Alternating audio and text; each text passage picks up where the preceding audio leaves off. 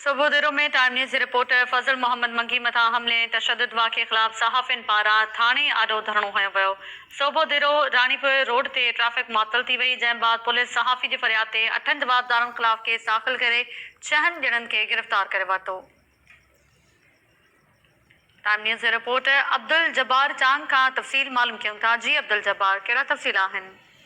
जी बिल्कुल तव्हांखे ॿुधाईंदो हलां त सुबुह थाणे जे अॼु हद में फज़ल मोहम्मद मंगी आहे, उहो पंहिंजी दुकान ते कमु कराए रहियो त अचानक जवाबदारनि जेको हमिलो कयो महिराण कार में 6 जवाबदार हुया जेके अचानक हमिलो कनि। जॾहिं त असीं फज़ल मोहम्मद मंगी खां जॾहिं ॻाल्हि ॿोल थी असांजी, त हुनजो चवणो आहे त मां पंहिंजे मुड़ुस जेके अबनि ॾाॾनि जी जेका मिल्कियत आहे उन में कमु कराए रहियो त अचानक 6 जवाबदार मुंहिंजे मथां हमिलो कनि, जंहिंमें मूंखे सख़्तु ज़ख़्मी करे जेको पोइ वरी फरार थी विया। जेके अगवा करण जी कोशिशि बि कनि पिया, जंहिंमें उते पाड़े वारा जेके माण्हू हुया उहे अची रजंदे अची मूंखे छॾाइनि, मूंखे सख़्तु तशद्दुद कयो। जॾहिं त ॿिए पासे मूंखे इहो बि ॿुधाईंदो हलां त सुबुह थाणे जे गेट साम्हूं पुलिस जे सिकंदर मंगी संदसि ॿाहिरनि टाइम न्यूज़ जे रिपोर्टर तालके सुबुह जे रिपोर्टर फज़ल मोहम्मद मंगी खे अगवा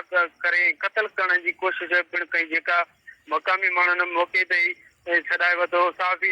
उन खां पोइ जॾहिं साफ़ी ताद ख़ैरपुर जे सॾ ते सुबुह थाणे जे गेट अॻियां धरणो लॻायो, जंहिंमें साफ़ी ताद ख़ैरपुर जा अॻवान जमाल मोहम्मद खोड़ो, ज़ाहिद समझो, शमन डाक्टर, फयाज़ सोलंगी, मंज़ूर संद, मियां असदुल्ला चन्नू, अब्दुल जब्बार चांग, तस्लीम अहमद कोरी, इरफान चन्नू ऐं ॿियनि जी अॻुवाणी में एहतिजाजी जेको मुज़ाहिरो करे धरणो हलियो 6 कलाकनि ताईं।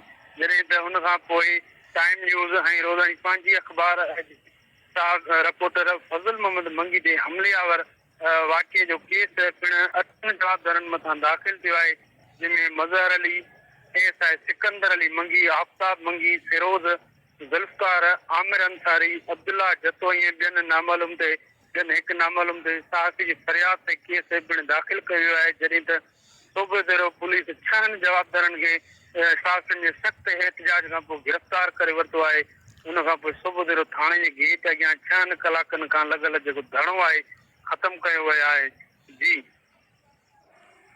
महिरबानी अव्हां जी अब्दुल जब्बार चांद तफ़सील ॾियण लाइ।